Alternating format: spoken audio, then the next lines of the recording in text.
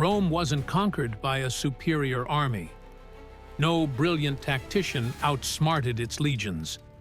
The Western Empire started bleeding out because of something absurdly small: a piece of jewelry, a golden ring, smuggled out of a perfumed prison by the hands of a desperate woman who had nothing left to lose. Imagine a room drowning in silk and candlelight, cold stone walls echoing with the distant wailing of a city eating itself alive. While old men in togas debated meaningless honors and coin shortages, one imperial daughter, forgotten, caged, and burning with rage, made a decision that would drown half a continent in fire. She wasn't searching for freedom. She wasn't chasing romance. She extended her hand toward the one creature Rome feared most and begged him to tear her own family apart.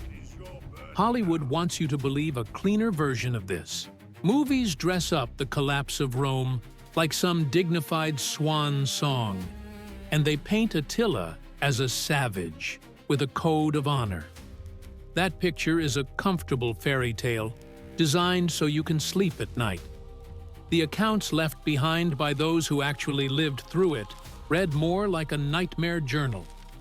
Roman historians wrote about the Huns as if describing something barely human: faces carved with ritual scars from childhood, hollow stares that carried no mercy. Legends spread through the empire that these riders descended from outcast sorceresses who had wandered into forbidden lands beyond the Danube and bred with dark spirits in the frozen wilderness. When ordinary Roman citizens first laid eyes on a Hun raiding party, most of them didn't think invader. They thought the gates of hell had opened, and they started praying. That is the darkness we're about to step into together.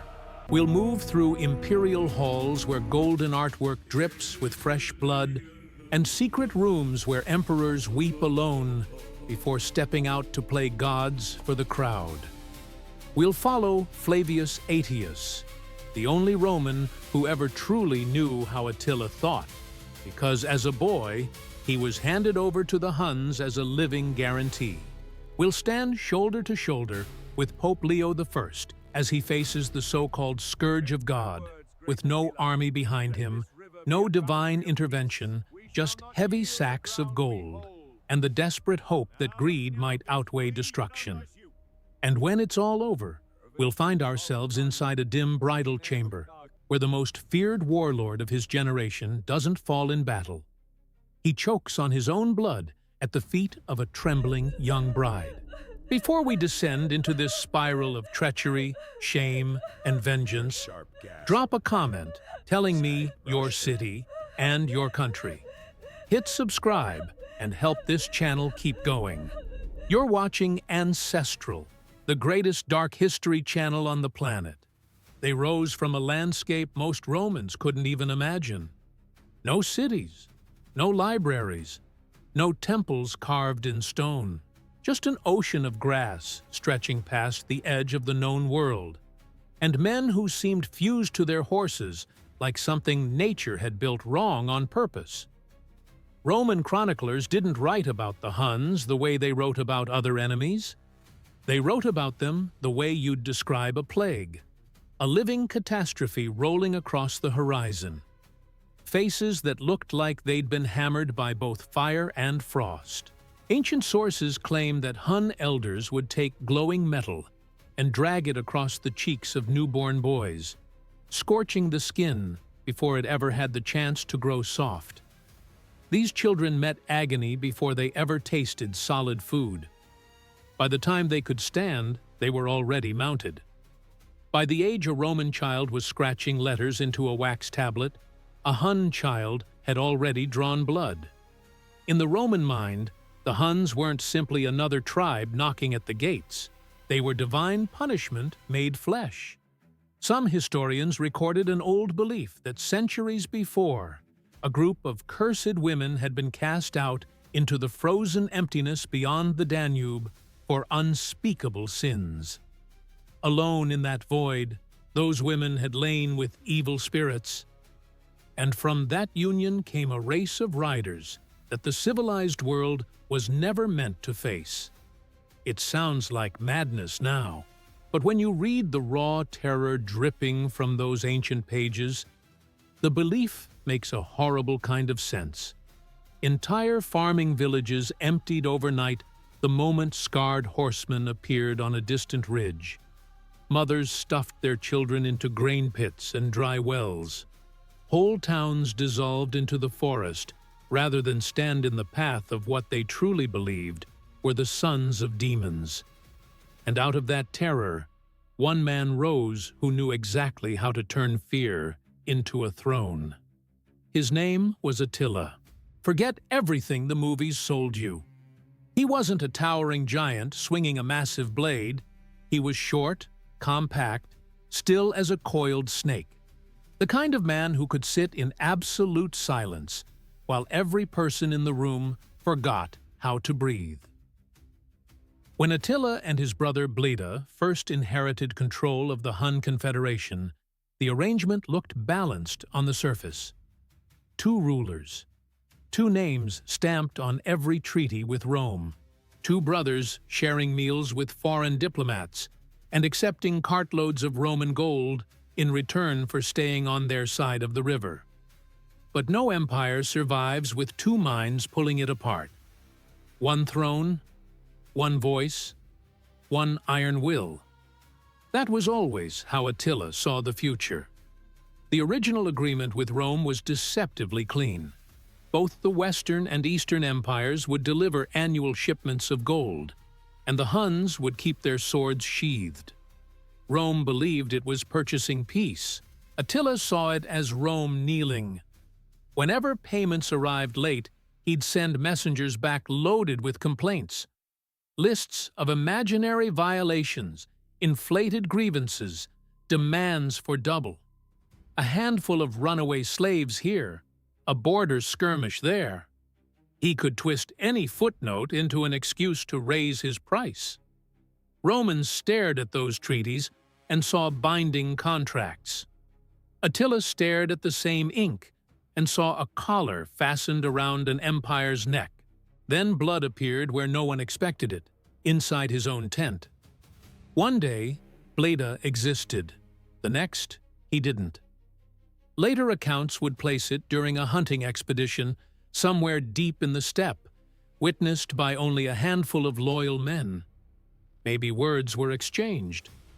Maybe Bleda never even opened his mouth. The details don't matter. What matters is the silence that followed. Bleda's name was erased from every official record. Diplomats who once addressed their greetings to the kings now found a single figure waiting for them behind the tent flap. No shared power. No negotiation. Attila had removed the only man on earth whose blood gave him equal standing. Without ceremony, without explanation, without a single visible flicker of remorse. After that, his grip over his people was absolute.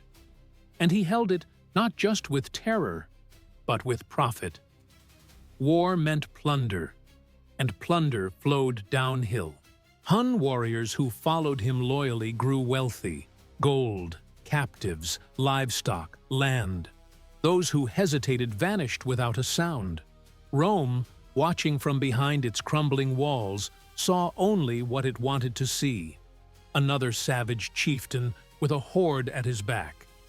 They had no concept of the machine running behind those leather tents. A political engine driven by a man who understood pressure, leverage, and timing better than any senator debating in a marble hall. While this monster gathered strength beyond the frontier, a completely different kind of horror was unfolding inside a palace surrounded by stagnant water and silence. The Western Roman court had buried itself in Ravenna, a city shielded by shallow swamps and thick walls, a capital built like a creature retreating into its shell. Behind those defenses, mosaic saints glittered in lamplight.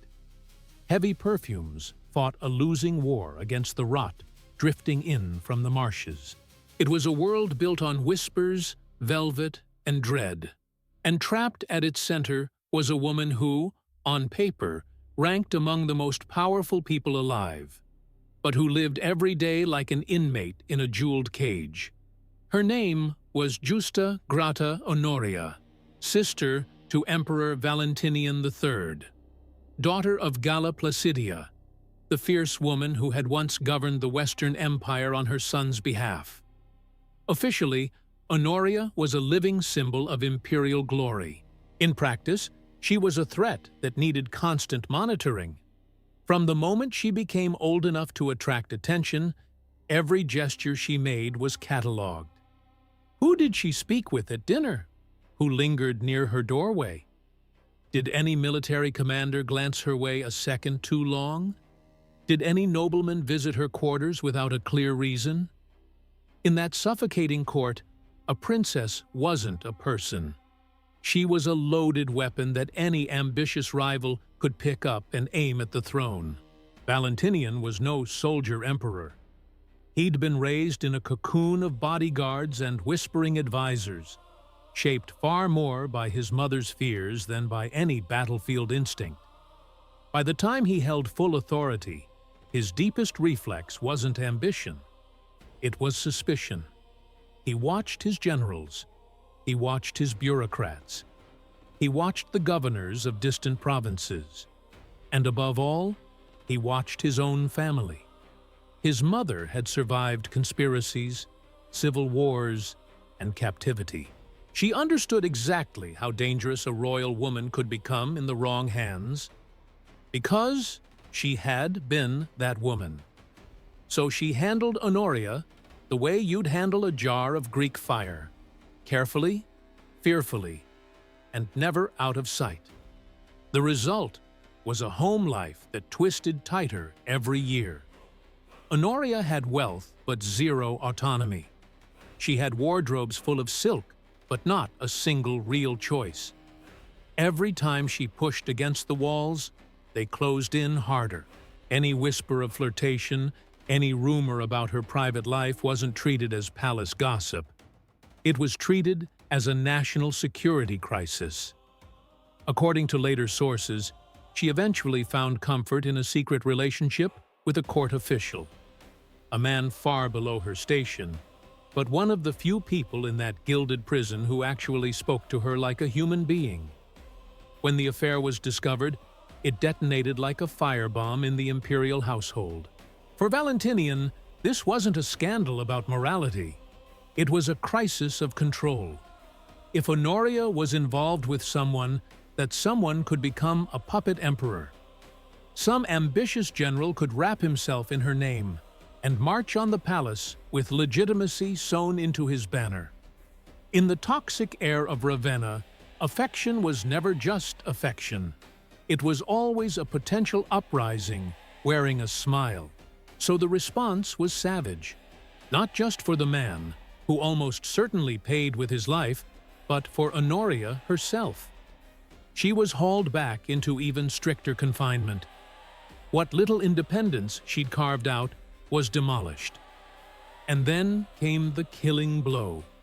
Dressed in the language of duty and tradition, her future was chained to a man she had no part in selecting, chosen for reasons that had nothing to do with what she wanted. An older senator, rich, boring, and from the imperial family's perspective, perfectly harmless.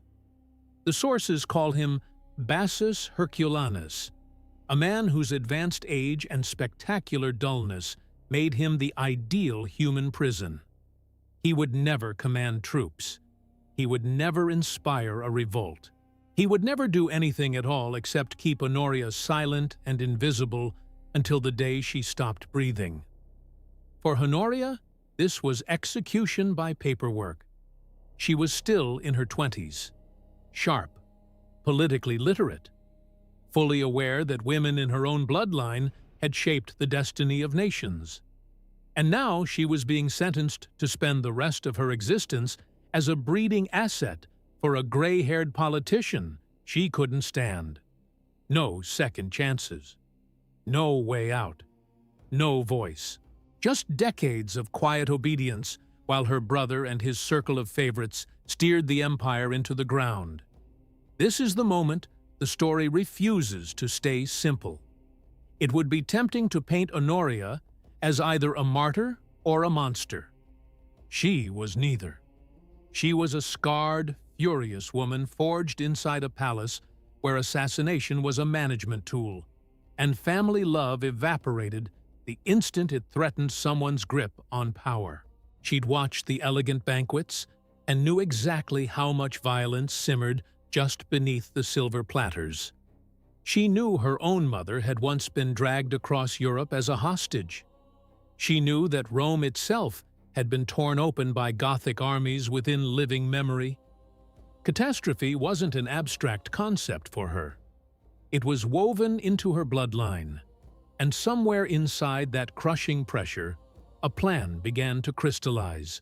If her brother and his handlers were going to treat her like a piece on a board, she would make her own move. If they were determined to reduce her entire life to a political transaction, then she would choose the most devastating transaction imaginable. Far beyond the frontier, past the Danube and across the endless plains, there existed a man whose name alone made veteran commanders lose color in their faces. A man whose cavalry haunted the whispered conversations in every corridor of Ravenna whenever dispatches arrived from the north.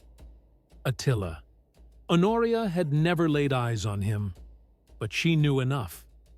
Ambassadors came back carrying stories of his escalating demands, of entire cities reduced to ash over late payments, of imperial courts in both Constantinople and Ravenna contorting themselves to avoid giving him a reason to ride south. She understood that he had built an empire out of pure dread.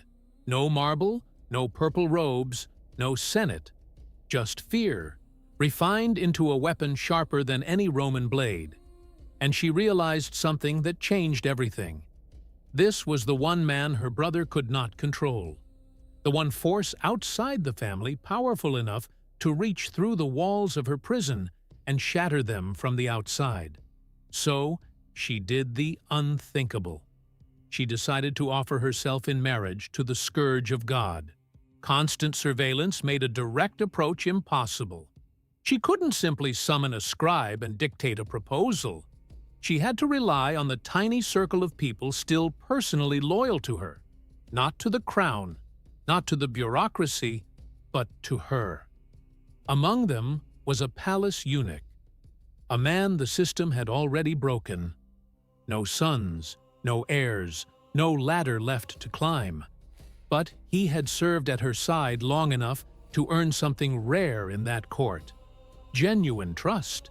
In a world where every person had a price, a man who had already been stripped of everything by the empire often had no reason left to betray the one person who treated him as something more than property. In secret, they assembled the message. Every word had to carry weight, direct enough that Attila would grasp the offer instantly, bold enough to tempt a man who already had the world at his feet, and yet vague enough that if the letter was intercepted inside the palace, it could be waved away as something innocent. What she put forward wasn't love. It was a deal, her hand, and with it, a legitimate claim to Western imperial power. If Attila accepted, he wouldn't be just another barbarian crashing through the border. He'd be riding in as the rightful protector of his future wife's stolen inheritance. And alongside that letter, she included something that erased all ambiguity: her personal gold ring. Not some random ornament. In elite Roman culture, a ring was identity compressed into metal. Legal weight, social standing, personal bond, all fused into a single band. Honoria understood that the moment Attila closed his fingers around that ring, he would know exactly what she was saying. She was opening the door from the inside. Smuggling that message out of Ravenna was nearly as lethal as reaching the Hun king himself. The eunuch had to slip past a palace where every gate was watched, where guards answered not to law, but to the emperor's shifting moods. He needed alibis, forged travel documents, plausible reasons to be far from court. And even once he cleared the city walls, he still had to cross an empire that was fraying apart at the seams. Roads crawled with bandits. Local commanders ran their territories like private fiefdoms. Gothic mercenaries, technically allied soldiers, held entire regions in a grip that had nothing to do with Roman authority. Day after day he pushed through this collapsing world, carrying against his body a scrap of writing and a circle of gold that could reshape the map of civilization. At every checkpoint, one suspicious guard deciding to search a little deeper could have ended everything. At every town, one bored official asking the wrong question could have sent him back to Ravenna in chains. A single mistake, one stuttered answer, one nervous glance, and the letter goes straight to Valentinian. The eunuch gets broken on a rack for names. Honoria vanishes into some walled-off estate or a convent cell and is never spoken of again. But none of that happened. Through some impossible combination of luck, bribery, forged seals, and sheer nerve, he made it.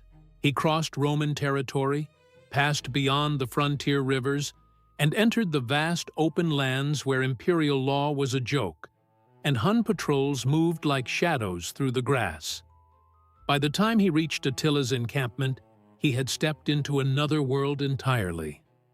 Shelters made of pressed felt and stretched hide instead of carved stone. The smell of open flames and roasting meat instead of perfumed oil. Warriors wrapped in layered plate armor, speaking a language he could barely follow, their scarred skin seeming to shift and writhe in the flickering light. When Attila's guards finally waved him through, the eunuch found himself standing before the man who had lived rent-free in Roman nightmares for a generation. There was no golden throne, no purple drapes. Attila sat on plain wooden seating, ringed by weapons, war trophies, and hard-faced advisors. He didn't need luxury to announce his power. His authority was visible in the body language of every man around him. The way no one moved, no one spoke, no one even shifted their weight, until his eyes gave permission. The servant from Ravenna held out the letter and the ring. For a stretched, airless moment, the tent went completely still. Attila's expression, according to what was later recorded, betrayed nothing in the way a Roman aristocrat's would. No dramatic reaction, no wide eyes, just that same measured, predatory calm. He absorbed the contents of the message. Then his attention shifted to the ring itself. A tiny loop of gold that had traveled across the width of an empire, through war zones, past corrupt officials, through layers of fear and betrayal, to arrive in the hand of a man who had built his entire career on converting other people's desperation into his own advantage. This was infinitely more than a proposal. It was a legal siege weapon. Under Roman tradition, a woman of imperial blood-offering marriage also carried her dynastic claims with her. Attila grasped this immediately.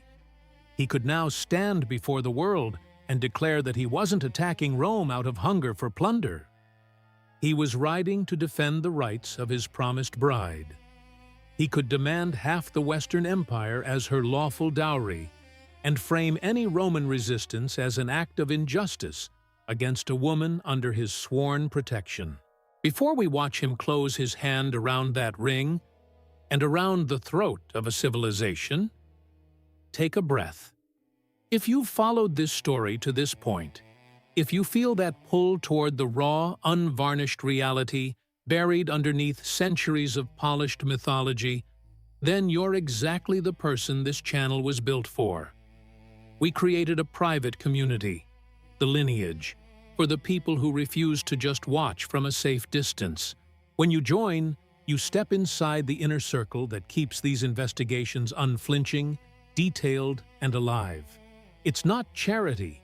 It's you planting your flag beside ours, Someone who cares enough about the real past to fuel longer episodes, early access, and deeper dives into the darkness. If that resonates, consider joining the lineage and standing with us on this side of the fire. Back inside the Hun camp, Attila finally spoke. He accepted. No poetry, no ceremony, just demands. He dispatched envoys to the imperial court, declaring that he had received a valid marriage offer from Princess Honoria, and that he recognized it in full.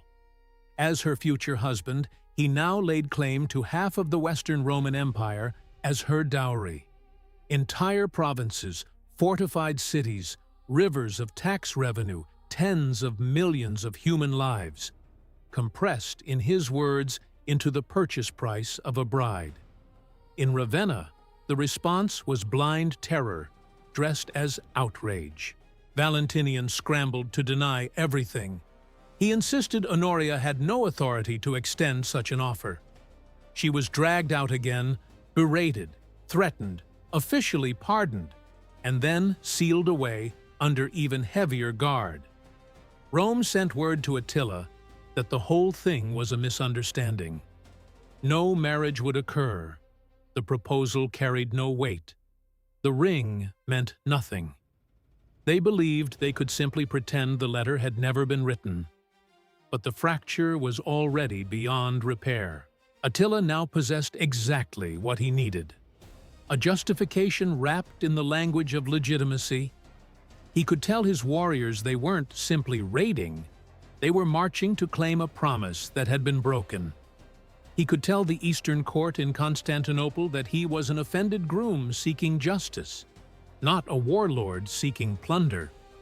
And somewhere behind that stone-still face, he must have tasted something close to triumph. A caged Roman princess had placed her own ring into his palm and handed him, with it, the excuse to turn the heart of the civilized world into a graveyard. The trap had already closed. The Western Empire just hadn't felt the teeth yet. One woman's desperate lunge for freedom had just delivered the most feared man on the planet, a master key to Rome's front gate. In what comes next, that key turns, not in shadow, but in broad daylight. As the rivers and farmlands of Europe fill with the dead, in numbers the ancient world had never witnessed before. Attila had his pretext. Honoria's ring sat in his grip like a verdict. Small, golden, and heavier than any weapon he'd ever lifted. And with it came a narrative he could carry to every allied king, every tribal chieftain, every warlord camped along the frontier. A princess of Rome had called out to him. A woman carrying imperial blood in her veins had chosen him over her own dynasty. In Attila's telling, this wasn't betrayal, it was justice. He ordered his envoys to spread a single message across the known world. He was coming as Honoria's promised husband, and he was coming to collect what belonged to her. Half the Western Roman Empire, delivered as a bride price. In Ravenna, the court collapsed into a blur of denial and barely controlled hysteria. Valentinian III scrambled to label the entire affair a misunderstanding. He swore his sister had never been betrothed. He punished her again behind sealed doors and fired back responses stuffed with legal technicalities. She held no authority. Her offer carried no binding weight. The ring was meaningless. It was the equivalent of trying to reason with a wildfire. The words were careful. The truth was brutal. Rome had personally offended the most dangerous man alive in the most intimate way imaginable. Attila didn't bother replying with ink. He replied with motion. Riders fanned out from his headquarters carrying orders. Vassal rulers among the Huns, Ostrogoths, Gepids, and a constellation of steppe and Germanic peoples received the summons. Warriors inspected their saddles, tested their bowstrings, ran whetstones along iron edges. This wouldn't be another border raid to squeeze a few extra chests of gold. This was an invasion designed to snap the Western Empire's backbone in half. When the army finally took shape, it didn't resemble a disciplined column. It was a slow, massive tide. People, horses, supply wagons, and blades rolling steadily toward the Rhine. For ordinary Romans living in the towns of Gaul, the first warning was usually a haze on the skyline, a brown cloud that didn't behave like weather. It spread too wide, hung too low, until individual mounted figures became visible beneath it. Then came the reports, each worse than the last. Cities already in ashes, bishops running for their lives, whole communities erased. One after another, the centers of Roman civilization in northeastern Gaul were struck. Metz was hit during a holy feast day. Contemporary writers recorded that congregations packed inside churches were butchered within the sacred walls.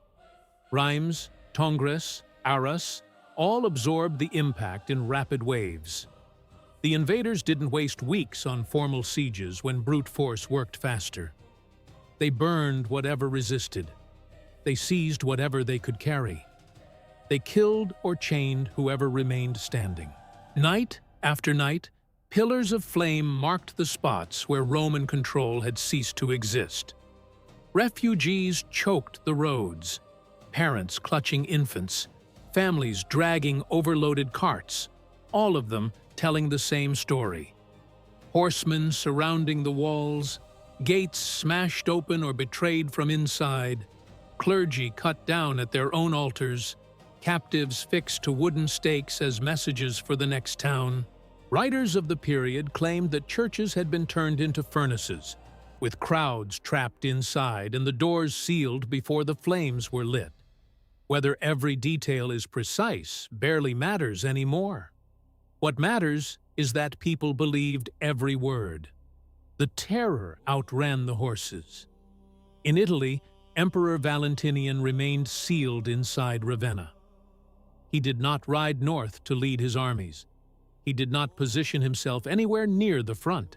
He sat behind his swamps and fortifications, while a single man in Gaul fought to assemble a defense that should have been prepared a decade earlier. That man was Flavius Aetius. Aetius was not cut from the usual Roman aristocratic cloth. His youth wasn't spent entirely among tutors and garden fountains.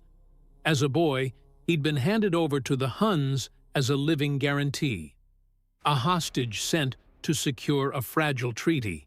He had shared their meals, observed their training rituals, listened to their war chants, and studied firsthand how their leaders maintained obedience through a precise mixture of generosity and fear. Later, he would serve a similar term among the Goths. By the time he returned to Roman service, he carried inside his skull a detailed understanding of the barbarian world that virtually no other Roman official possessed. Over the years, Aetius had wielded that knowledge like a blade. He'd once summoned Hun mercenaries to tip the balance in Rome's own internal power struggles. He'd manipulated Germanic tribes into fighting each other so that Roman influence could survive in the gaps between them. History would eventually label him the last of the Romans. But that title hides a more complicated truth. He was also among the first Roman leaders to fully accept that the old empire had dissolved into a web of fragile deals rather than a solid structure of command. By the time Attila poured into Gaul, Aetius understood clearly that the army he needed could never be purely Roman. There weren't enough loyal legions remaining. He would have to persuade former enemies to bleed beside him. He moved without hesitation. Across northern Gaul, he gathered whatever fighting strength still existed. Roman detachments from neighboring provinces, battered garrison troops, hastily organized local militias. But the critical negotiation happened further south, in Toulouse, with the Visigothic king Theodoric I. Rome and the Visigoths had been at each other's throats for years. The Goths now governed their own kingdom carved from former Roman soil. They had zero sentimental reasons to sacrifice men for an emperor who had spent decades trying to push them back. But Attila posed a threat that dwarfed old grudges. If Gaul was converted into grazing land for Hun horses, the Visigoths would simply be the next course served. Through grinding negotiations and blunt appeals to survival, Aetius stitched together an alliance that had no business existing. Roman regulars, Visigoths, Franks, Burgundians, and assorted smaller groups who under normal circumstances distrusted or openly despised one another. It wasn't solidarity, it was arithmetic. Every commander in that war council understood that standing alone meant being consumed. The only question was whether they could hold this patchwork together long enough to matter when the arrows started flying. While those talks dragged on, Attila pushed deeper into Gaul, his attention locked onto Aurelianum, the city we now call Orléans, a strategic prize sitting on the Loire. The local bishop, Anianus, sent frantic messages south and west, pleading for rescue as Hun forces squeezed tighter around the walls. From the ramparts, defenders watched the enemy camps multiply and heard the screaming of captives taken from surrounding villages. Croplands that had fed the region for generations were reduced to black stubble in a single afternoon. By the time the coalition army under Aetius and Theodoric finally moved toward Orléans, the city teetered at the edge of surrender. Some later sources suggest the Huns had already punched through the outer defenses when scouts reported the relief column approaching. Whether Attila withdrew at the last possible moment or had already decided to reposition is a detail historians still argue over. What isn't debatable is the outcome. He released the pressure and pulled away.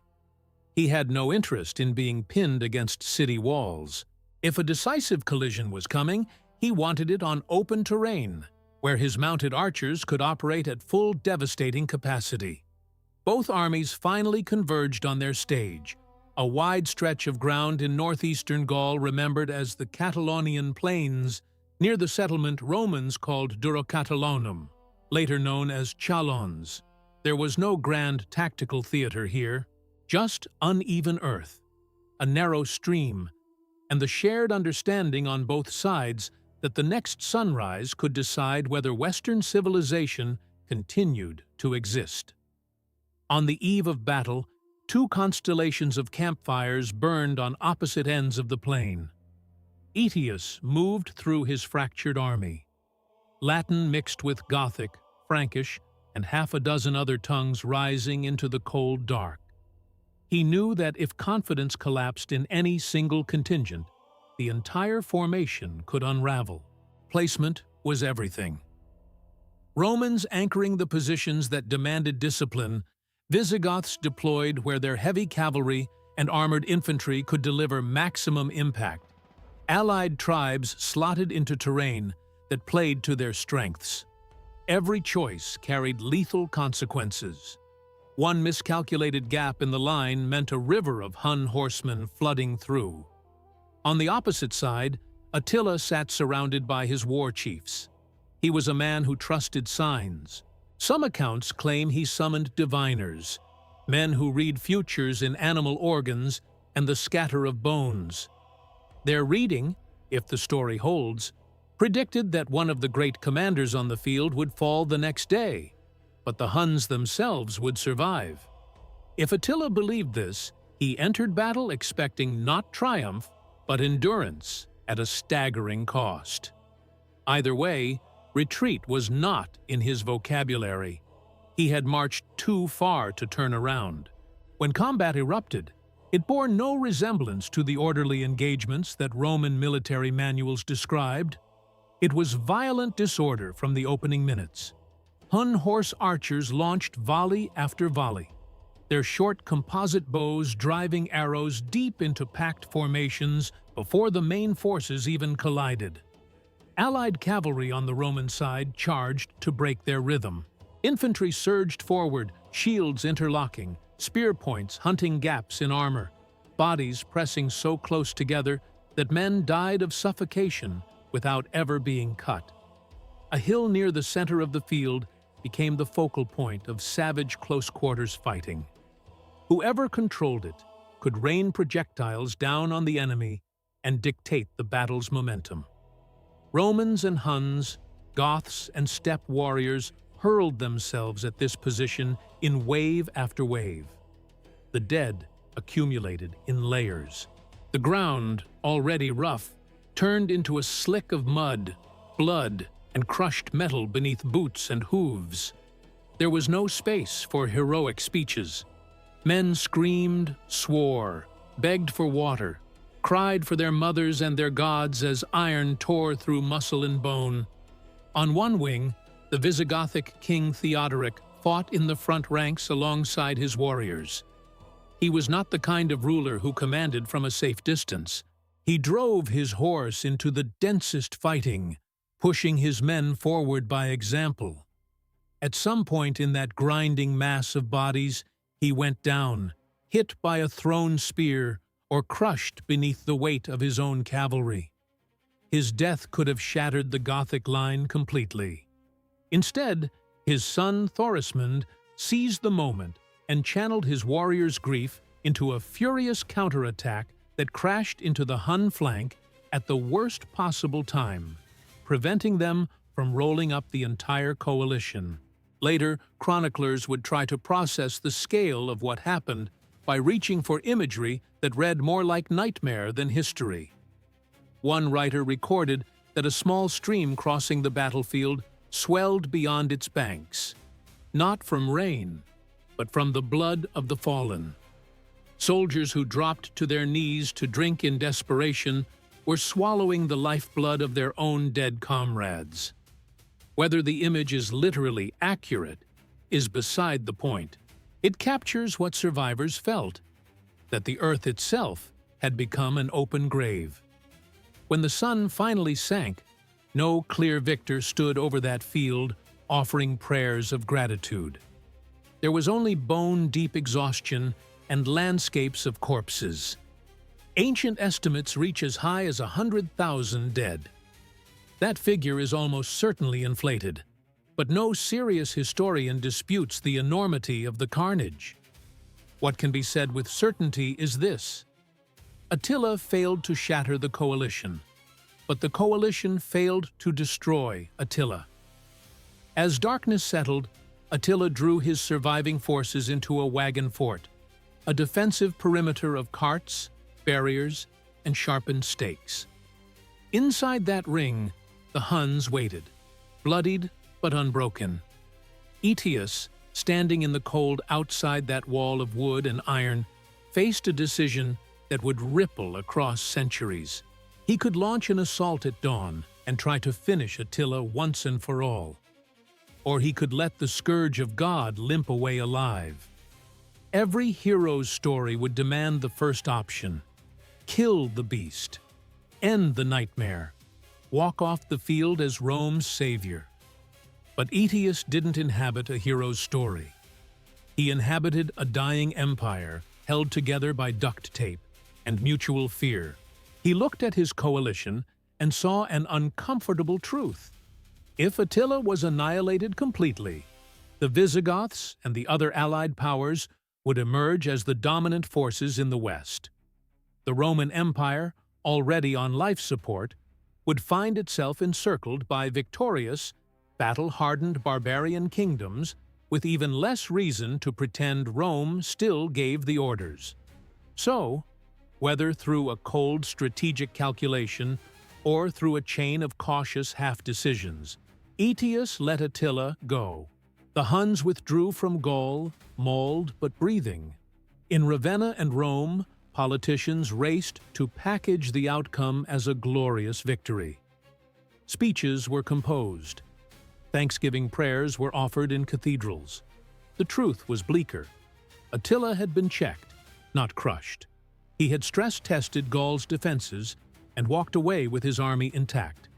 He had catalogued which cities crumbled easily and which allied kings could be bought or broken. Back in his stronghold deep in the Carpathian Basin, Attila rebuilt. His legend didn't diminish, it deepened. The man who could have been ended on the Catalonian plains was still breathing, still commanding, still surrounded by chieftains whose loyalty had been paid for in gold and blood. He had lost warriors, but the core of his power remained untouched. And as intelligence filtered in from his network of spies and informants, he spotted something the coalition's victory celebration couldn't hide. The Western Empire was contracting not just in territory, but in willpower.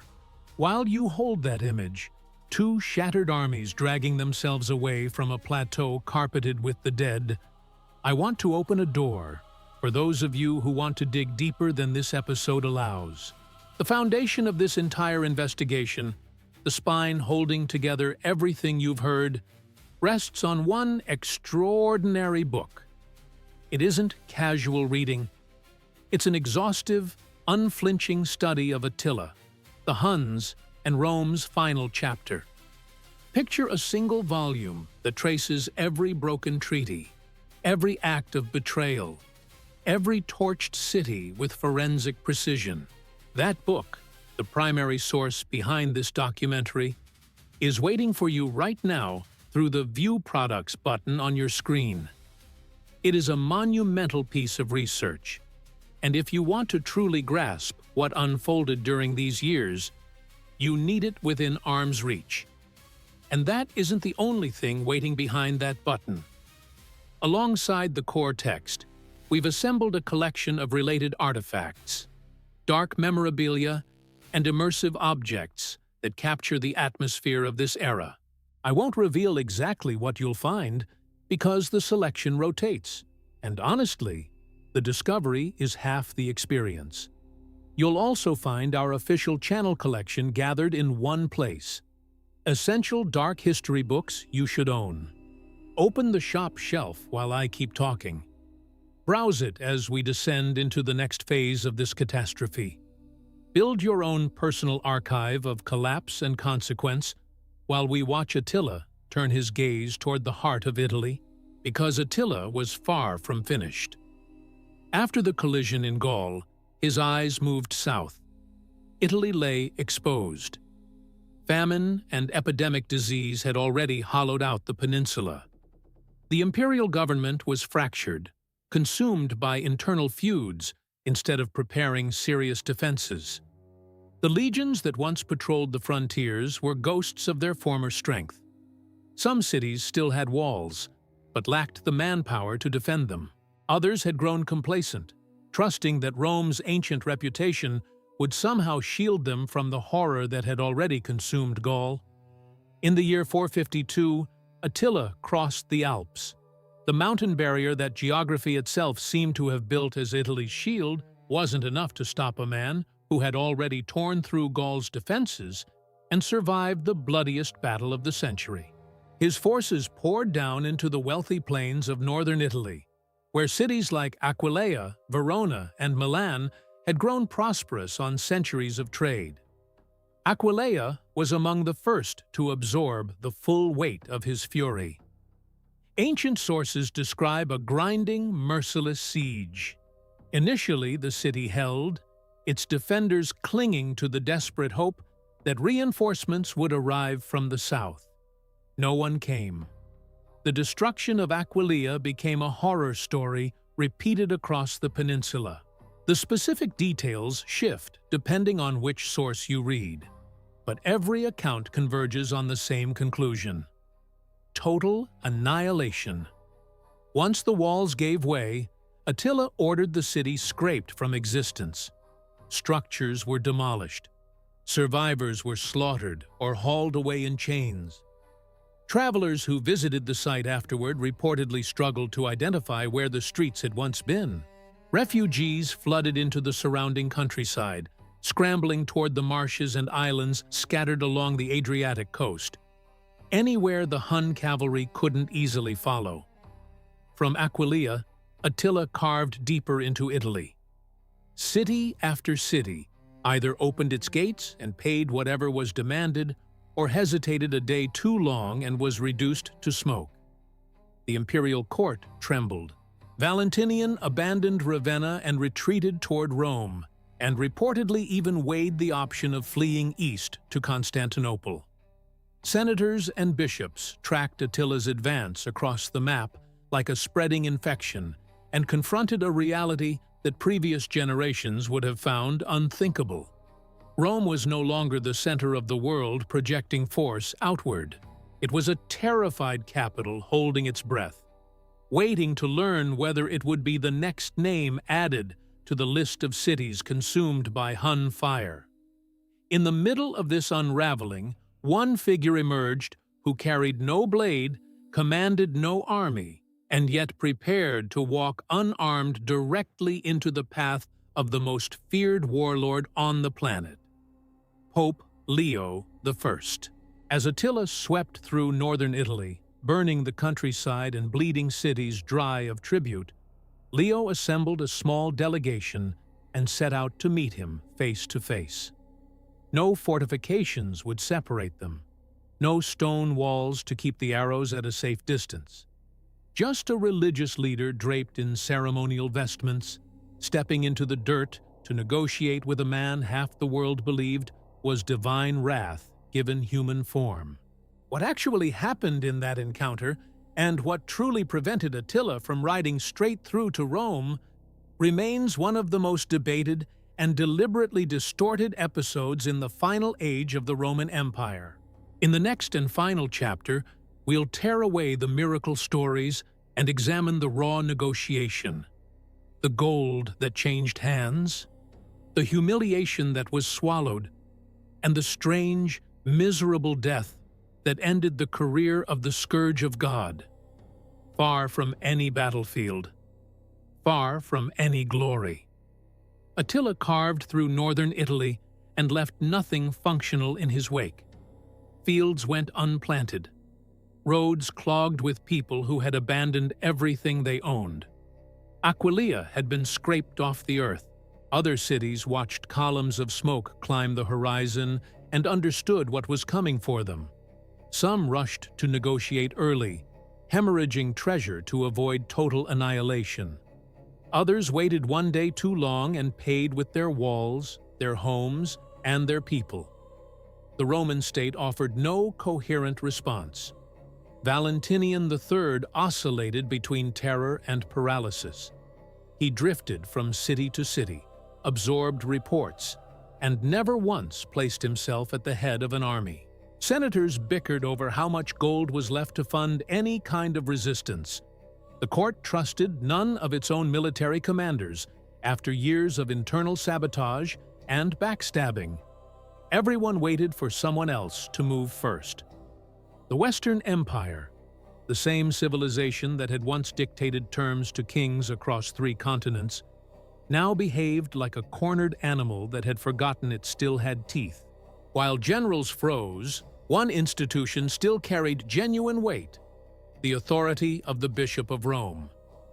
By the year 452, Pope Leo I had evolved far beyond a purely spiritual figure. He was a political operator who had already inserted himself into disputes stretching across the empire. He understood something the senators seemed unable to grasp. If Rome fell to Attila, it wouldn't just be buildings and monuments at stake. It would be the symbolic heart of Western Christianity itself. He couldn't raise armies, but he could put his own body between the Huns and the city and attempt to buy survival with words. So a delegation took shape. Leo didn't travel alone. He was accompanied by senior Roman officials, the prominent senator Gennadius Avienus and the former prefect Trigetius among them. Together they represented whatever shred of imperial authority still existed in Italy. They brought no soldiers, only their rank, their rhetoric, and whatever gold the crumbling government had managed to scrape together. They moved north from Rome, crossing territory already ravaged by the Hun advance, heading toward the area near the river Mincio, close to Mantua, where Attila had established his camp. The scene of that encounter has been repainted so many times, it barely resembles what actually happened.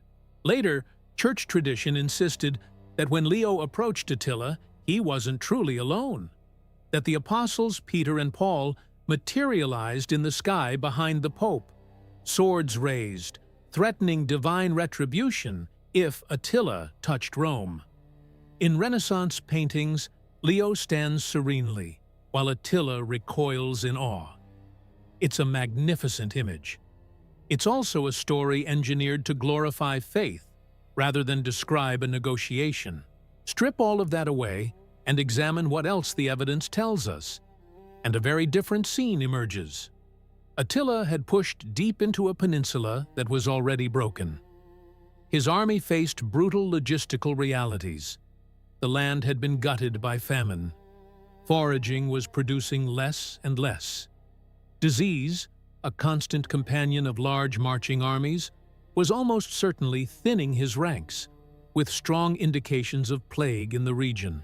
Meanwhile, the Eastern Roman Emperor Marcian had started applying military pressure from behind, threatening Hun territories along the Danube.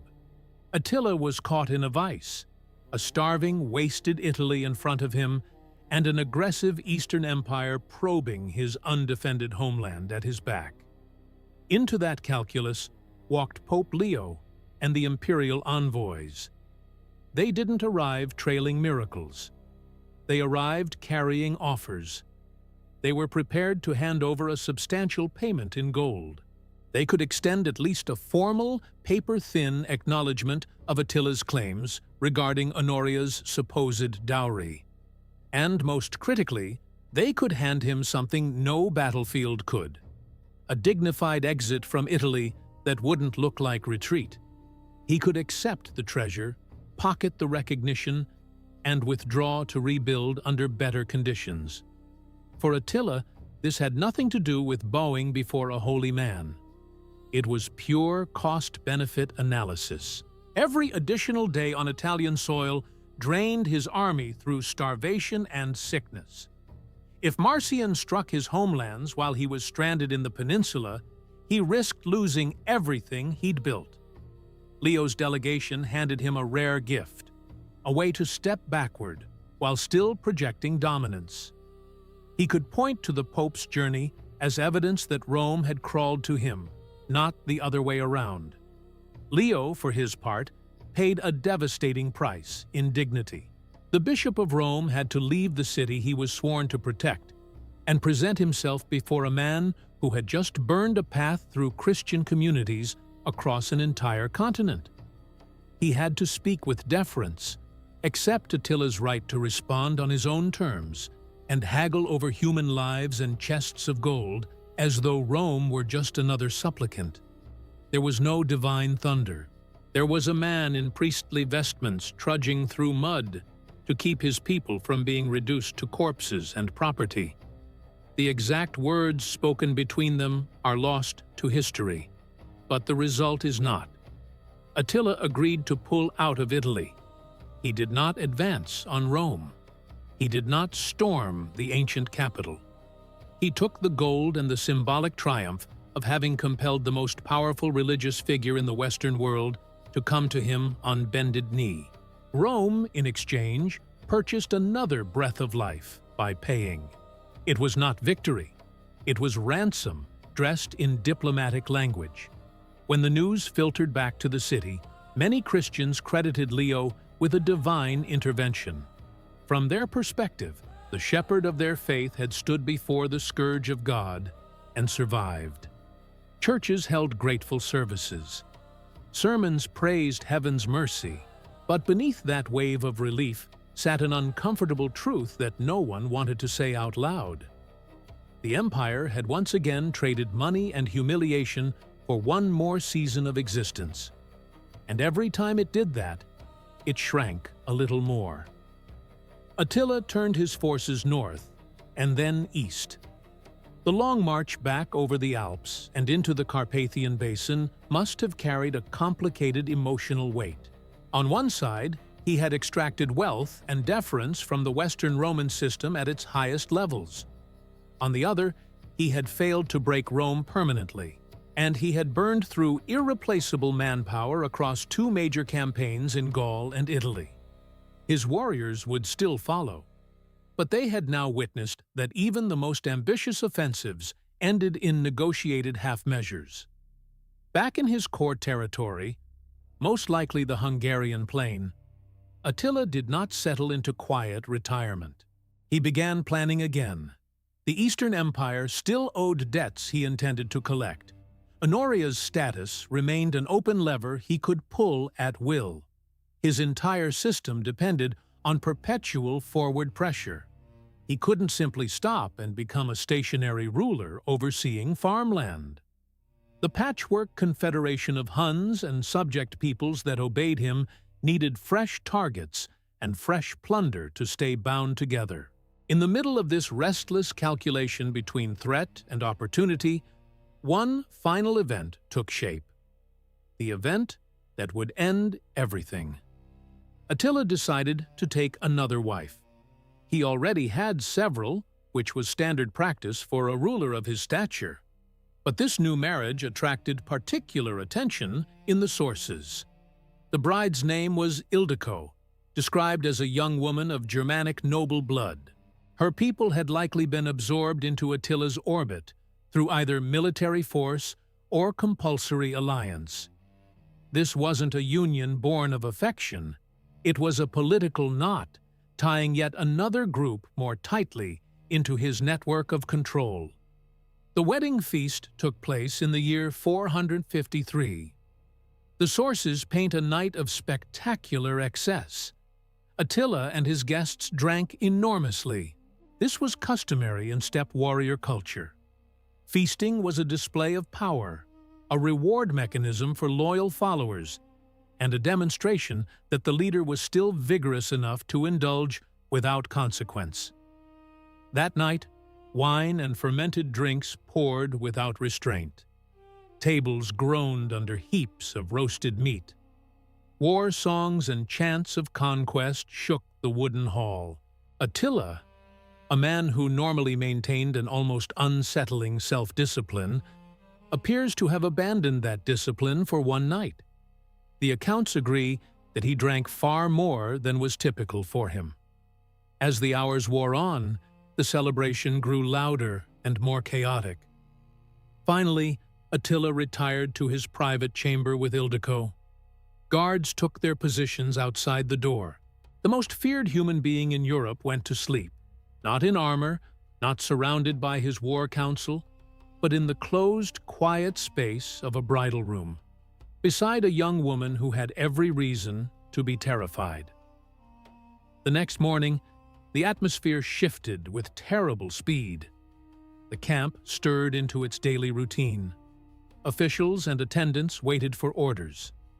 Time passed. Attila did not emerge. At first, no one dared intrude. Then, unease ripened into alarm. Messages circulated. Voices rose. Finally, someone gave the command to force the door. The guards broke through. What they found inside bore no resemblance to the legend of an invincible conqueror.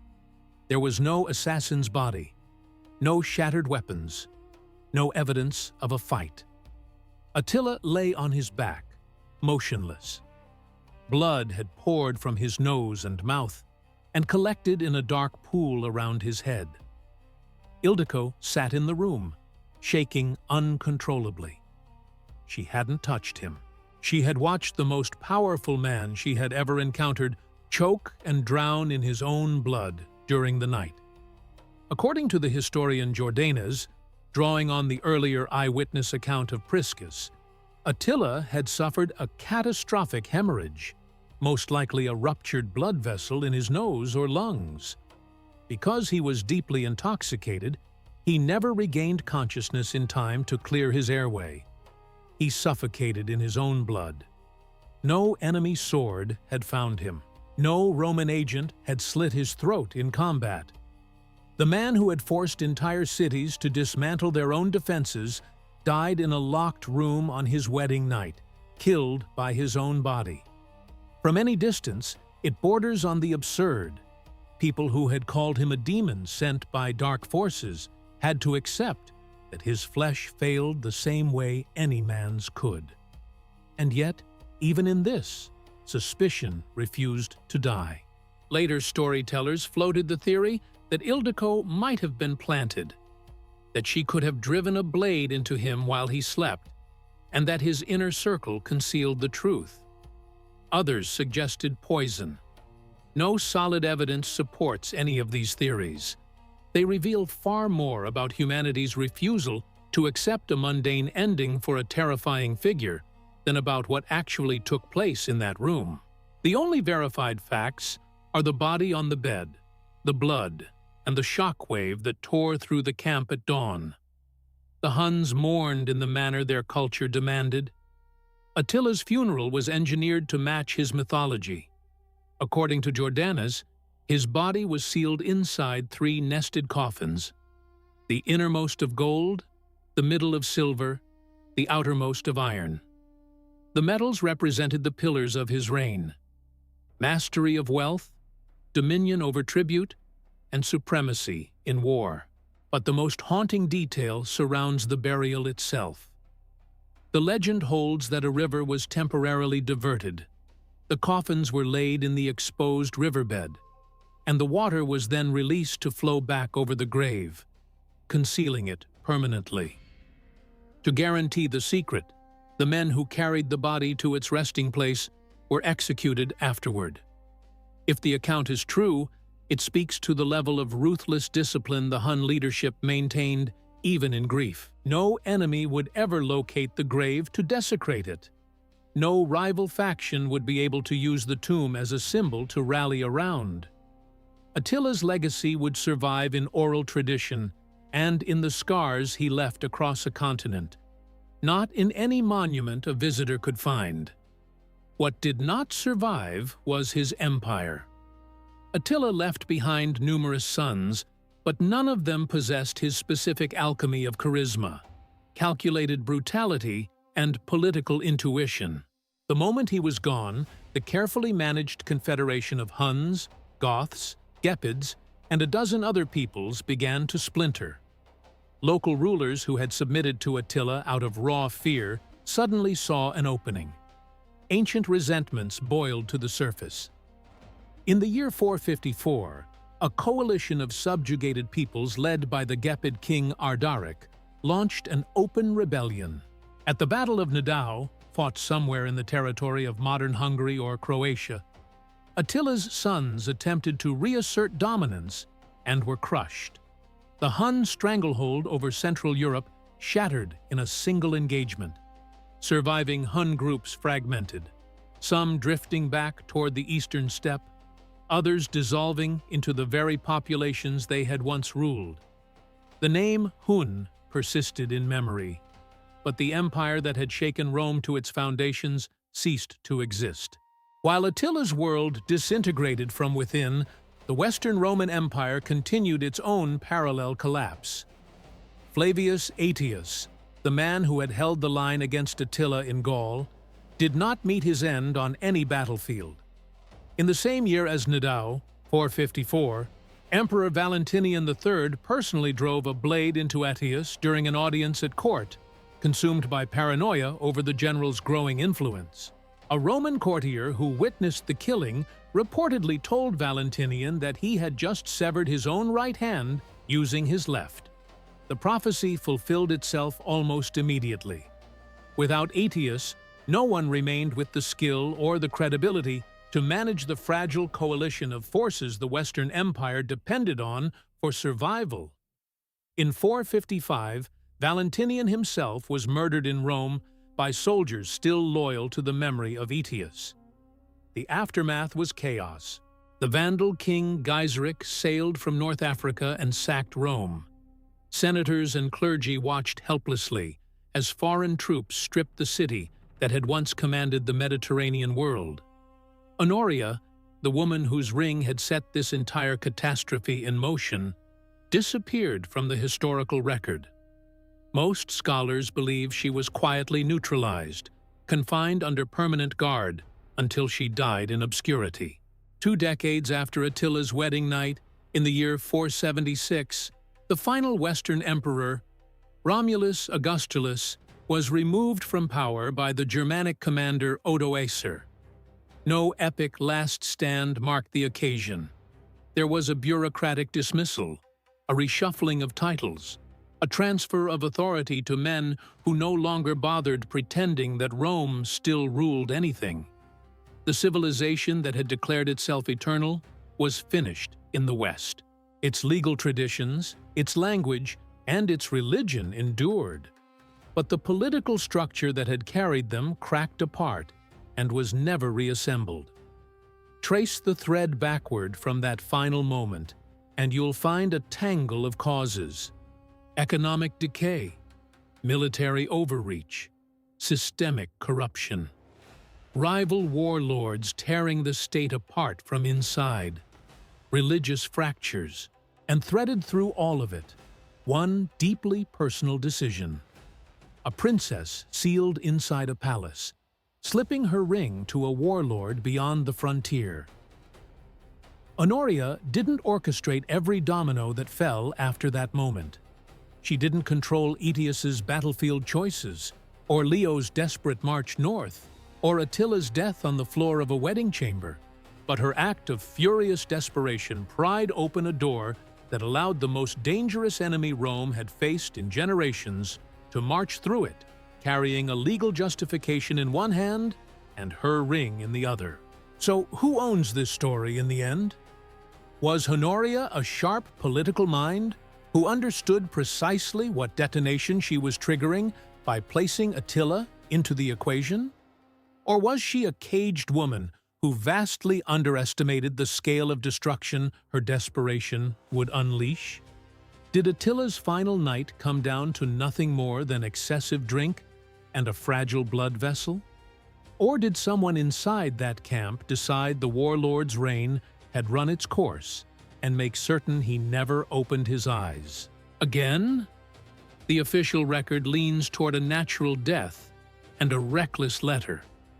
But the silences in the evidence are vast, and they leave room for fury, suspicion, and doubt that 20 centuries haven't been able to quiet. Thank you for staying with this story through every chapter. Now, it's your turn to weigh in. Do you see Princess Honoria as the hidden architect who weaponized the most terrifying man alive to strike back at a family that imprisoned her?